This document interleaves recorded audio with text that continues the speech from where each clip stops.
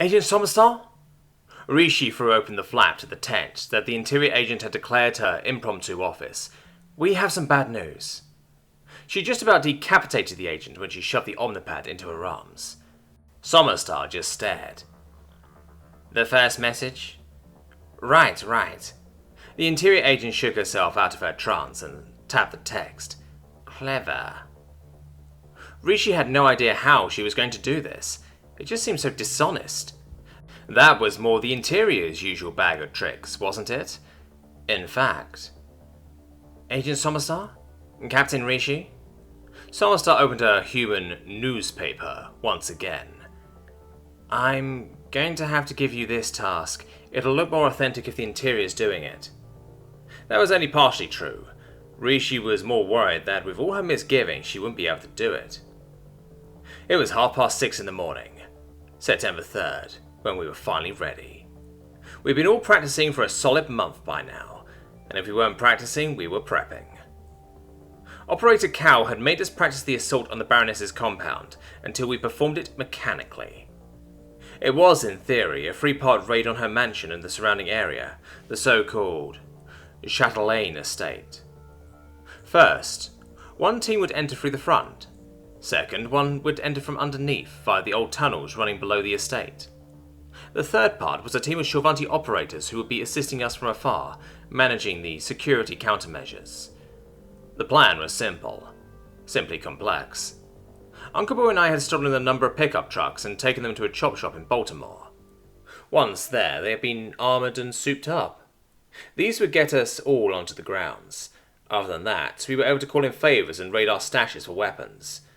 We finally were going to get to use that recoilless rifle the Albanians in Baltimore had lent us. It was sitting in its crate in the back of the truck we had come to get. When we got to the shop, Uncle Boo and I went in. I went and picked up the keys for truck number 1. Since it was responsible for busting in, we were settling it in pole position. Everyone else would be by shortly, assuming no hiccups. Anyways, once we got the truck, the caravan drove off. It was a long drive up to Chatelaine. We took 97 up through Carroll County, eventually getting on 32, which would eventually take us up to Prince George's County. Once we got there, we set up the recoilless rifle and threw it under a tarp. Correction, Uncle Bill set it up and threw it under the tarp. I sat there with a radio looking like an idiot. Absolutely nothing happened. Then my radio crackled. It was time. Come back to base. There's been a change of plans. It was not time. Yeah, some of the death heads are joining us to deal with some of the Baroness's crew. They're like ex-death heads. And they didn't think to tell us this earlier? They just figured this out. God damn it! I snapped. This is the third time this has happened. It really was. Every time the Shorvanti had some new piece of intelligence, they made us rewrite the whole plan to account for it. Fucking perps. Uncle Bill packed up and we drove back, bitching all the way. When I got back, we stormed right up to our captors, who were in the equipment tent. What gives? I demanded, as I put all my stuff away. You are making this way more complicated than this needs to be, Operator Cal. Uncle Bill unloaded his guns. Cal sighed loudly. I have told you both repeatedly. We need to account for any new intelligence before we can go through with the plan. Then how about you get better at intelligence gathering? I snapped. Otherwise this is never going to get done. Cal slapped me hard. You watch your mouth, boy. And it's going to, not gonna. I can't understand this fuck language of yours at the best of times. Uncle Bill looked about ready to break some big purple fingers. How about you quit your bitching and tell us about this new intelligence of yours? Language. Okay. We discovered the identity of the bitch in charge of Stamantios' militia. Okay, and? I looked at Uncle Bill. Cal had a habit of taking forever to get to the point. It's a former death's head. Specifically, Arden Vosh. She's the one who trained me. I spat out the water I'd been drinking. How did she end up working for the Baroness's personal army? I put my gun back in the crate. Discharged for war crimes. Stamantios' militia likes to hire ex-military. Simple. I thought back to what I'd seen going on in the last several months. Sounds right up her alley then. I don't know if that's supposed to be a sex joke or not, but yes. They snapped her up just like that. And as the leader of Stamantios' militia, She's been the one in charge of all the shit going on here. The incident at the hospital? She told the interior shoot to kill. All the disappearances, beatings, massacres, executions, all on her. She's fucking insane. Needless to say, I'll be coming with you. Cow opened her own locker, revealing an impressive array of knives. Nobody survives a death's head but other death's heads. Uncle Bill looked on over. Damn, Cow. Scary. The big purple babe looked like an extra from The Night Comes For Us, aside from the obvious. Not that I was going to let her know that. You look like a chef, I snickered. Fuck you. And with that, it was almost Halloween before we had another chance. We had had to change everything to allow for a knife-wielding alien, but it was finally time. We were having one of those crazy cold, wet Octobers where it was sleeting all the time. We all just shrugged like, oh Maryland, you so silly. But the Shorvanti, it turned out, hated cold weather. How are you not freezing? Cow was shivering, even though Uncle Bill had put on the heat as we drove back up to Chatelaine. Because we're just that good. You good with the plan? Despite our constant fighting, Operator Cow and I had become pretty good friends. We'd even shared a bottle of vodka last night. But not too much. It wouldn't do to be hungover while pulling off a harebrained political assassination such as this one. Anyways, we arrived, and Uncle Bill and I set up the M20. On a snowy, shitty day like this one, my grey coat blended right in. Alright, wait for the signal. And I was. I kept looking at the radio. Then it beeped 3 times. That meant that the guys in the tunnel had busted in, and we were in business. There it is, I yelled. We're in action. Uncle Bill took his place on the gun and fired the spotting rifle. Soon as we saw the tracer explode against the gate, he fired. The 75mm shell exploded against the wrought iron, and I got back in the truck. Now that the gate was destroyed, we could easily drive through. I could already see the other trucks coming up the access road, so I stepped on it. Hold on to something, I yelled, as the truck blasted through the wrecked doors. In lieu of a sniper or mortars, we had Uncle Bill laying waste with recoilless rifle. I could imagine him giving me the thumbs up from on top of the hill as he cleared a path for me. I slammed on the brakes as the truck crashed through the front doors of the mansion. Okay, Cow, you find Vosh and do your thing. I'm going for the Baroness. We opened the doors and, well, they just fell off the frame. We hopped out and were immediately surrounded by guards. They had obviously been running to deal with the armed fighters outside when we had taken them by surprise. A pair of legs stuck out from below the wheel. I pulled out my axe and swung, embedding it in the first guard's shoulder. As she hollered, I shoved with my foot, wrenching it out. Cow had gone to work, stabbing one in the neck, throwing her into her buddies, grabbing one thrown off balance and slamming her headfirst into a wall. I was now cracking limbs. I ducked to the side as a bolt from one of those alien guns shot by my head and swung once again. I didn't get too far into the flesh, but I'd nicked one of those batteries they used to power the guns. It was a cylinder about 2 fingers thick and about as long. As it fizzled and sparked, I kicked the injured alien into the adjoining hallway and pulled out a pistol I found.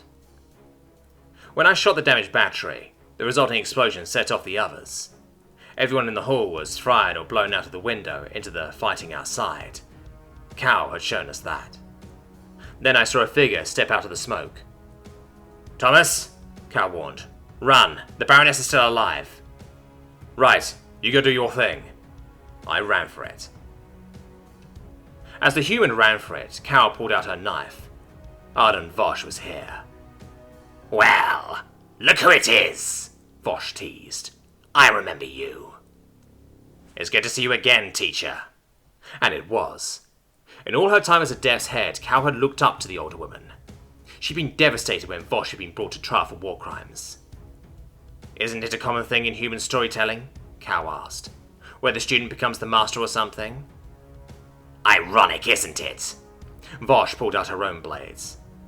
She'd been the reason Cow was so good with knives. Here we are in this crazy, crazy fucking world. With these crazy, crazy fucking aliens, and look at us! We're acting like the heroes from their stories. It is crazy. But Cow had a job to do. I'd love to stay and chat, but let's kill each other instead. Yeah. Arden kicked a piece of skull at Cow. Cow reflexively ducked to the side, barely bringing up her knife in time to block her former teacher's swing. The two deadliest beings in the house both stood there, knives locked, pushing. And try as Cal may, Vosh's knife was getting closer. It was inches from her eye when she kicked Vosh in the side of the knee. Any normal Shurvanti would have been felled by that, but to a death's head, pain was a sign that one should take some painkillers and visit the medic after the job was done. Vosh stood unsteadily for a moment before lunging at Cal, swinging this way and that, before delivering a spinning kick to the younger operator's head. As Cal ducked under the kick, she plunged her blade into the older woman's calf. Instead of going down, Vosh regained her footing and kneed Cal in the face. Her master most of it, but she was still caught by surprise when Vosh tackled her, sending both women sailing into the kitchen. Cal didn't know what had happened, but there was a terrible pain in her little finger. She looked. Vosh's blade had cut into it. It was mostly gone, hanging only by a scrap of flesh. Cal closed her hand around the digit. One quick yank, and it was gone with barely a grunt. She could get that replaced later. Both operators regarded each other a moment. Cal grabbed a meat tenderizer and threw it at Vosh's head. Then she threw a steak weight, then a pot. All three missed as Vosh rapidly closed the distance between the two of them and grabbed Cal's head. Cal saw stars as her former mentor slammed her head against the table by the stove. She felt around with her hand and eventually grabbed a pot of something that had been left bubbling on the stove when the cooks ran for it. She threw it at Vosh. The older woman screamed bloody murder as the boiling liquid spilled over her, burning the purple flesh a bloody blue colour. Fighting the pain, she grabbed Cal, throwing her up over the stove against the wall. Cal did some screaming herself as she landed on the hot stove, rolling off. Soon she hit the floor. Vosh's foot came down on the back of her head. She felt her nose break as her face slammed into the floor. The next hit came to her burnt back. Cal cried out as pain shot through her. What was that she saw there? Oh shit, the steak weight! She grabbed it, swinging it into Vosh's already busted knee. This time, her leg gave with a crack, making the commando drop to her knees. Cal took her chance as she got shakily to her feet. She kicked Vosh's head against the oven, shattering the glass and knocking a tusk loose. As Vosh got up, Cal was too quick for her crippled teacher. She grabbed the former operator's head, slamming her face down on the deli slicer. As the machine started, Cal shoved Vosh's face into the blade. Cal thought she was desensitized to violence, but these screams were gut-wrenching. The workstation was splattered blue as strips of flesh were peeled away. At least until Vosh bonked her in the head with a block of cheese. Cal was surprised to say the very least, and fell on her ass back by the oven. She picked up a piece of glass and stabbed it in Vosh's side. As Cal stabbed, Vosh started to cough up blood and black fluid. This was good. For Cal anyways. She wrenched the glass out and stabbed, again and again. Once she yanked the impromptu weapon to the left, organs spilled out. She stabbed at the vein above Vosh's collarbone, then spun, jumping and delivering a vicious kick to the side of Vosh's head. The older Death's Head Commando's skull slammed into the edge of a metal cabinet, and she keeled over, skull cracked open. She flopped to the floor, brain matter spilling out, joining an almost impressive splatter of blood and viscera. And that was it. There was a human product that Cal loved, cigarettes. She fished one out now and stuck it in her smashed mouth, lighting it. She couldn't believe that her former teacher was dead. Hell, she couldn't believe her orders were the ones that had led to the events at the airport. But that was over now. Perhaps peace in Maryland was possible.